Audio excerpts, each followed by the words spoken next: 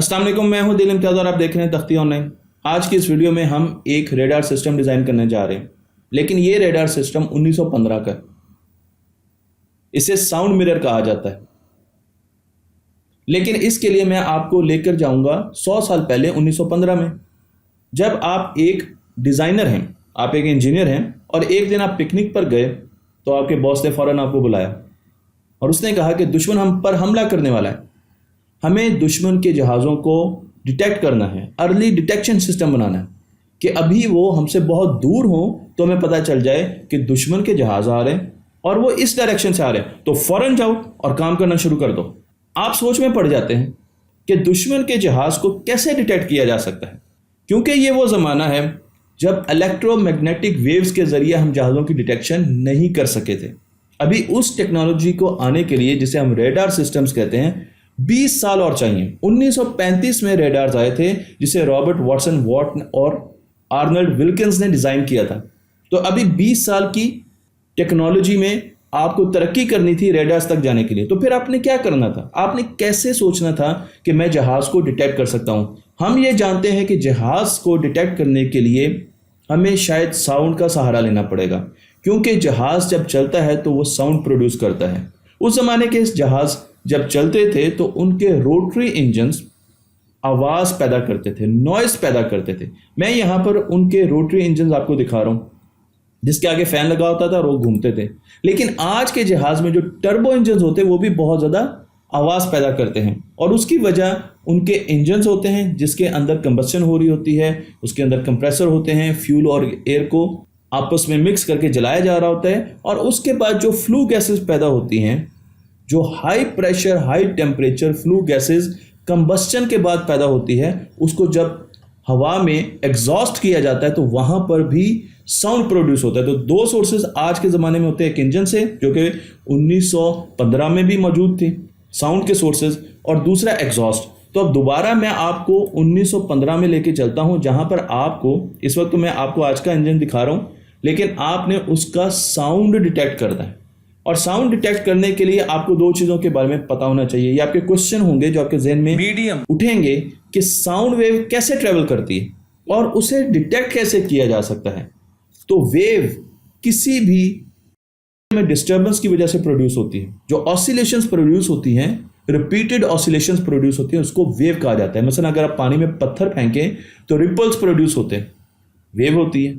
इसी तरीके से अगर आप हवा में प्रेशर को वेरी करें तो वेव प्रोड्यूस हो सकती है, इसे प्रेशर वेव कहते हैं। और इसके लिए एक एग्जांपल मैं आपको स्पीकर की देता हूँ।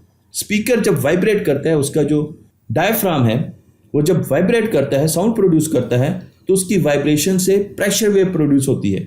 और इस प्रेशर वेव को डिटेक्ट करने के लिए अगर आप उसके सामने एक मोमबत्ती रखें तो उसके फ्लेम से आपको अंदाज़ा हो जाएगा, उसके फड़फड़ाने से आपको अंदाज़ा हो जाएगा कि प्रेशर वेव प्रोड्यूस हो रही है। और ये प्रेशर वेव, जिसे अकूस्टिक वेव भी कहा जाता है, इसे आप प्रोड्यूस कर सकते हैं ट्यूनिंग फोक से। ट्यूनिंग फोक को जब आप वाइब्रेट करते हैं, मेज पर मारते हैं, तो वहाँ पर प्रेशर वेव प्रोड्यूस होती है, क्योंकि ये जब वाइब्रेट करता है तो ये एयर को कंप्रेस करता है और डीकंप्रेस करता है। एयर कंप्रेस होती है, डीकंप्रेस होती है, कंप्रेस होती है, डीकंप्रेस होती है। तो ये ऑसिलेशन जब आगे जाती हैं तो एक वेव की शक्ल बनाती है। आपको यही चीज़ मैं यहाँ पर एनिमेशन में दिखा रहा हूँ। तो आप देख रहे हैं कि अकूस्टिक वेव कैसे प्रोड्यूस हो रही है जब ट्यूनिंग फोक वाइब्रेट कर रहा है। तो वो क्या कर रहा है, जो व्हाइट कलर के आपको नज़र आ रहे हैं ये कंप्रेशंस हैं, और जो ब्लैक कलर के आपको वेव फ्रंट्स नज़र आ रहे हैं ये डीकंप्रेशंस हैं। इसी तरीके से जब स्पीकर की बात करें तो आप देखें कि मॉलिक्यूल्स ऑसिलेट करें। अगर आप गैस में देखें, अब मॉलिक्यूलर फॉर्म में देखें, तो जब स्पीकर वाइब्रेट कर रहा है तो मॉलिक्यूल्स ऑसिलेट कर रहे हैं और उससे आपको एक प्रेशर वेव बाहर जाती हुई, रिपल्स बाहर जाते हुए महसूस हो रहे हैं। ये प्रेशर वेव जब किसी सोर्स से ट्रेवल करती है तो इसको चाहिए, वो एयर भी हो सकती है, वो मेटल भी हो सकती है, वो वाटर भी हो सकती है, क्योंकि ये वैक्यूम में ट्रेवल नहीं कर सकती। जहां पर मॉलिक्यूल्स मौजूद नहीं है वहां पर साउंड वेव ट्रेवल नहीं कर सकती, प्रेशर वेव ट्रेवल नहीं कर सकती। तो इसे एक मीडियम चाहिए और उस मीडियम से होती हुई ये हमारे कानों तक पहुंचती है, जिसके अंदर इसकी डिटेक्शन का एक बायोलॉजिकल सिस्टम लगा हुआ है, जो कि इस प्रेशर वेव को कन्वर्ट करती है साउंड में और फिर हमें आवाज़ सुनाई देती है। मैं आपको यहाँ पर एक प्रेशर वेव दिखा रहा हूँ, एक साउंड वेव दिखा रहा हूँ। तो आप देख सकते हैं कि ऊपर हम मॉलिक्यूलर फॉर्म में देखें तो जहाँ पर कंप्रेशंस हैं वहाँ पे डेंसिटी ज़्यादा है, यहाँ पे प्रेशर भी ज़्यादा है, और यहाँ पर डीकम्प्रेशंस हैं वहाँ पे डेंसिटी कम है। तो जहाँ पर कंप्रेशन है वहाँ पर हमने हाई पीक से इसको जाहिर किया है, तो मेरे पास जो हाई पीक्स हैं वो कंप्रेशंस हैं, इसे क्रस्ट कहा जाता है। और अगर मैं वेव फॉर्म में देखूं तो मेरे पास जो नेगेटिव पीक है वो डीकम्प्रेशन है, जहां पर डेंसिटी कम है, जहां पर प्रेशर कम है, उसे नेगेटिव पीक से दिखाया गया। तो positive peak crust, negative peak trough. इस तरीके से जब ये ट्रेवल करती है तो यही साइनोसाइडल वेव भी आगे की तरफ ट्रेवल करती है। दो ट्रफ के बीच में जो जगह है, जो फासला है, उसे वेवलेंथ कहते हैं। दो क्रस्ट के दरमियान भी जो फासला है उसे भी वेवलेंथ कहा जाता है। तो आप देख सकते हैं कि किस तरीके से कंप्रेशंस एंड डीकम्प्रेशंस, डीकम्प्रेशन को रेयरफैक्शंस भी कहते हैं, आगे की तरफ ट्रेवल कर रहे हैं। लेकिन अगर आप किसी भी पार्टिकल को देखें तो वो अपनी जगह पर ऑसिलेट कर रहा है। आप इस एरो को, रेड कलर के एरो को देखें तो पार्टिकल अपनी जगह पर ऑसिलेट कर रहा है, लेकिन वेव राइट साइड को प्रोपोगेट कर रही है, चल रही है। आपको यही चीज यहां पर नीचे नजर आ रही है। तो इस तरीके से वेव्स ट्रेवल करती हैं। वेव के जो एम्पलीट्यूड है उनसे हमें लाउडनेस मिलती है। अगर वेव का एम्पलीट्यूड बड़ा है तो लाउडनेस ज्यादा होगी। जिस तरीके से आप यहां पर देख रहे हैं, एम्पलीट्यूड ज्यादा है, इस प्रेशर वेव की लाउडनेस ज्यादा होगी। और यहां पर आप देख सकते हैं एम्पलीट्यूड कम है तो इस प्रेशर वेव या साउंड वेव की लाउडनेस कम होगी। बिल्कुल ऐसे ही अगर हम देखें कि वेव सिकुड़ी हुई है, उसकी वेवलेंथ कम है, दो क्रस्ट और दो ट्रफ के दरमियान फासला कम है, तो उसकी फ्रीक्वेंसी बहुत ज्यादा होगी। और इसी तरीके से अगर आप देखें तो जहां पर आपको वेवलेंथ ज्यादा मिलेगी, ये वेवलेंथ देखिए ज्यादा है क्योंकि यहां पर वेव सिकुड़ी हुई नहीं है, वेवलेंथ ज्यादा है, क्रस्ट एक दूसरे से ज्यादा दूर है, ट्रफ एक दूसरे से ज्यादा दूर है, तो यहां पर फ्रीक्वेंसी कम है। यहां पर फ्रीक्वेंसी ज्यादा है, तेजी से वेव प्रोड्यूस हो रही है और इस वेव की एनर्जी भी ज्यादा है, जो कि हम आगे डिस्कस करेंगे आने वाली वीडियोस में कि फ्रीक्वेंसी एनर्जी का एक रिलेशन है। तो वेवलेंथ इनवर्स होती है फ्रीक्वेंसी की। जहां वेवलेंथ ज्यादा होगी वहां पर फ्रीक्वेंसी कम होगी, जहां पर फ्रीक्वेंसी ज्यादा होगी किसी वेव की वहां पर उसकी वेवलेंथ कम होगी। एयर में वेव जब प्रोड्यूस होती है तो वो 343 मीटर पर सेकंड की रफ्तार से ट्रेवल करती है। यही वेव पानी में 1482 मीटर पर सेकंड की रफ्तार से यानी तेजी से मूव करेगी, ट्रेवल करेगी। और स्टील में 5941 मीटर पर सेकंड की रफ्तार से ट्रेवल करेगी। तो अगर साउंड हवा में प्रोड्यूस हो रहा है तो वो स्लो मूव करेगा, लेकिन अगर साउंड पानी में प्रोड्यूस हो रहा है तो तेजी से मूव करेगा। और अगर स्टील में सपोज आपने हथौड़ी से ट्रेन की पटरी को निशाना लगाया तो ट्रेन की पटरी में साउंड बहुत तेजी से मूव करेगा। इसका मतलब ये है कि मुझे ये तो पता चल गया कि साउंड जहाज की स्पीड से ज्यादा तेजी से मूव करता, इसलिए जब जहाज उड़ता है तो उसका साउंड जहाज के आने से पहले मुझ तक पहुंच जाएगा, क्योंकि उसकी रफ्तार जहाज की रफ्तार से ज्यादा है ट्रेवल करने की। लेकिन अब सवाल यह है कि इस साउंड को जो मेरी तरफ आ रहा है, इसको मैंने कलेक्ट कैसे करना है, इसको मैंने इकट्ठा कैसे करना है, फिर इसको एम्पलीफाई कैसे करना है। और उसके लिए मैं साउंड की एक प्रॉपर्टी का इस्तेमाल करूंगा जिसे रिफ्लेक्शन कहते हैं, रिफ्लेक्शन। और जब भी साउंड एक सोर्स से प्रोड्यूस होता है तो वेव्स की फॉर्म में ट्रेवल करता है। जब वेव किसी और मीडियम से टकराती हैं, एयर से जा रही हैं और हमारे पास आगे एक वॉल आ गई, तो जब वेव साउंड वेव इससे टकराएंगी तो ज्यादातर साउंड रिफ्लेक्ट होगा, वापस उसी मीडियम में रिफ्लेक्ट हो जाएगा। कुछ साउंड आगे पास हो जाएगा और कुछ साउंड ये मीडियम एब्जॉर्ब कर लेगा। तो मुझे ऐसा मीडियम चाहिए जो कि साउंड को एक जगह पर रिफ्लेक्ट करे और ज्यादा रिफ्लेक्ट करे, सारे साउंड को रिफ्लेक्ट कर दे, पास ना होने दे, तो एनर्जी ज़ाया भी ना हो। और एक जगह पर सारा साउंड जब लगने वाला रिफ्लेक्ट होगा, इकट्ठा होगा, तो मैं उसको सुन सकूंगा। और उसके लिए मुझे याद आई कहानी अर्शिमीदेस की, जो कि एक यूनानी फिलोसोफर और मैथमेटिशियन था, और उसने दुश्मन के जहाज़ों को समंदर में ख़त्म करने के लिए बहुत बड़े मिरर्स बनाए थे, पैराबोलिक शेप्ड मिरर्स बनाए थे। उसकी शक्ल पैराबोलिक थी और वो सूरज की किरणें इकट्ठी करते थे और उनको रिफ्लेक्ट करते थे जहाज़ों के बादबानों पर। तो जितनी भी किरणें आती थी वो एक पॉइंट पर रिफ्लेक्ट होती थी, फोकस हो जाती थी, और अगर उस जगह पर जहाज़ों के बादबान होते थे तो उनमें आग लग जाती थी, क्योंकि इनकी इंटेंसिटी बहुत ज़्यादा थी। एम्पलीफाई कर दिया हमने। बिल्कुल ऐसे ही हम साउंड वेव्स को भी एक जगह पर इकट्ठा कर सकते हैं। मुझे पैराबोलिक शेप चाहिए, तो मैं आपको यहाँ पर भी मुख्तलिफ पैराबोलिक शेप दिखा रहा हूँ। तो ये एक्टिविटी आप स्कूल में भी कर सकते हैं। जब पैराबोलिक शेप को लेकर उसके ऊपर एल्यूमिनियम की फॉइल लगाकर आप अगर उसके फोकस पॉइंट पर कोई लकड़ी रख दें तो जितनी किरणें रोशनी की आ रही हैं वो इकट्ठी हो जाएंगी उस फोकस पॉइंट पर और उनको आग लग जाएगी। अगर उस फोकस पॉइंट पर, उस कन्वर्जिंग पॉइंट पर आप कोई पॉट रख देंगे पानी का, तो पानी गर्म होना शुरू हो जाएगा। इस किस्म की एक्टिविटीज़ आप कर सकते हैं। तो हमें पैराबोलिक रिफ्लेक्टर चाहिए। मैं आपको यहाँ पर एक पैराबोलिक रिफ्लेक्टर दिखा रहा हूँ। यहाँ से किरणें आ रही हैं, और जब किरणें आ रही हैं या साउंड वेव आ रहा है और वो रिफ्लेक्ट होता है तो वो वापस एक जगह पर इकट्ठा हो जाता है। ये वो जगह है फोकस। इस जगह अगर मैं कान लगाऊं तो मुझे साउंड बहुत ज़्यादा सुनेगा, मुझे एम्पलीफाइड साउंड सुनेगा, बड़ा हुआ साउंड सुनेगा। अगर आप यही चीज़ एनिमेशन में देखें तो ये देखिए साउंड वेव्स आ रही हैं, वो रिफ्लेक्ट हुई और ये फोकस पॉइंट है जहाँ पर वो इकट्ठी होगी। तो हमें फोकस पॉइंट को ढूंढना है और उसके लिए हमें शेप बनानी है। तो शेप आपको मैं बता चुका हूँ कि हमारे पास दो किस्म की होती हैं, कन्वेक्स मिरर्स होते हैं, कनकेव मिरर्स होते हैं।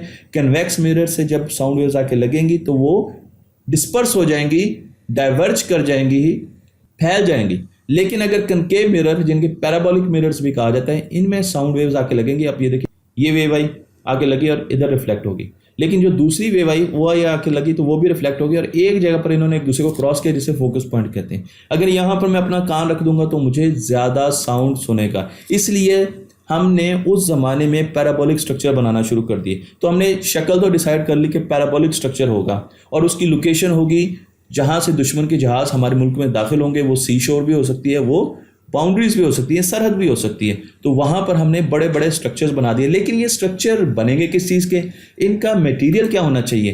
क्या हर मटेरियल की कैरेक्टरिस्टिक एक जैसी होती है साउंड को रिफ्लेक्ट करने के लिए? क्योंकि मुझे तो ऐसा मटेरियल चाहिए जो कि साउंड वेव को पूरा का पूरा रिफ्लेक्ट करे। साउंड वेव अगर आ रही है और कुछ वेव रिफ्लेक्ट हो रही है, कुछ वेव उस मटेरियल से आगे पास कर रही है, कुछ वो मटेरियल खुद एब्जॉर्ब कर रहा है, तो एनर्जी लॉस हुई।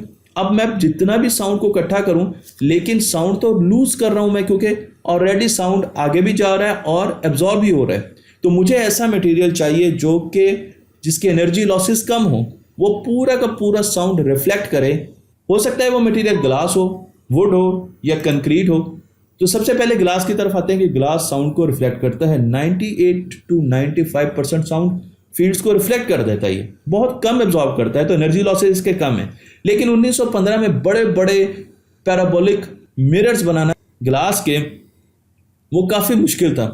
और क्योंकि ग्लास लाइट को भी रिफ्लेक्ट करता था एक जगह पर, इसलिए कुछ टेक्निकल कॉम्प्लिकेशंस भी थी। तो हम आए वुड की तरफ, लेकिन वुड बहुत अच्छा रिफ्लेक्टर नहीं है। तो हमने वुड को छोड़कर कंक्रीट की जब एक्सपेरिमेंटेशन शुरू की तो हमें पता चला कि कंक्रीट तो बहुत अच्छा रिफ्लेक्टर है, 98% साउंड को रिफ्लेक्ट करता है और कंक्रीट से हम बड़े बड़े स्ट्रक्चर्स भी बना सकते हैं। तो हमने कंक्रीट से बड़े बड़े लेंस बनाना शुरू कर दिए। ये लेंस मैं आपको यहाँ पर दिखा रहा हूँ। तो आप देख सकते हैं कि ये पैराबोलिक शेप है और इसके बीच में एक डिटेक्शन सिस्टम लगा हुआ है जो कि साउंड को डिटेक्ट करेगा। ये स्टेथोस्कोप है, उस ज़माने की स्टेथोस्कोप है जो कि साउंड को डिटेक्ट कर सकती है। और नीचे इस कमरे में ऑपरेटर बैठता था जो कि साउंड को सुनता रहता था और डिटेक्ट करता रहता था। मैं यहाँ पर आपको एब्जॉर्प्शन कोएफिशिएंट दिखा रहा हूँ। तो आप देख सकते हैं कि कंक्रीट का हर फ्रीक्वेंसी पे एब्जॉर्प्शन कोएफिशिएंट बहुत कम है। इसका मतलब ये कि ये साउंड बहुत कम एब्जॉर्ब करता है। ग्लास का इससे ज़्यादा है, प्लास्टर बोर्ड का इससे ज़्यादा है, प्लाईवुड का इससे ज़्यादा है। तो कंक्रीट ऑलरेडी सबसे अच्छा मटेरियल है जो कि साउंड को बहुत कम एब्जॉर्ब करता है। इसलिए हमने कंक्रीट का इस्तेमाल किया और सी शोर्स पर बड़े बड़े उस ज़माने में मिरर्स लगाना, कंक्रीट के मिरर्स बनाना शुरू कर दिए, जो कि मैं आपको यहाँ पर दिखा रहा हूँ। और आप देख सकते हैं कि काफ़ी ज़्यादा हाइट के ये मिरर्स थे और इन मिरर्स के बीच में हमने स्टेथोस्कोप्स रखी, ट्रम्पेट रखा और स्टेथोस्कोप रखी। उनका एक कम्बिनेशन रखा कि जब ये ट्रम्पेट फोकस पॉइंट पर हम एडजस्ट करते थे तो साउंड ज़्यादा आना शुरू कर देता था। और कितना साउंड ज़्यादा आता था? 4 गुना ज़्यादा साउंड हमें मिलता था।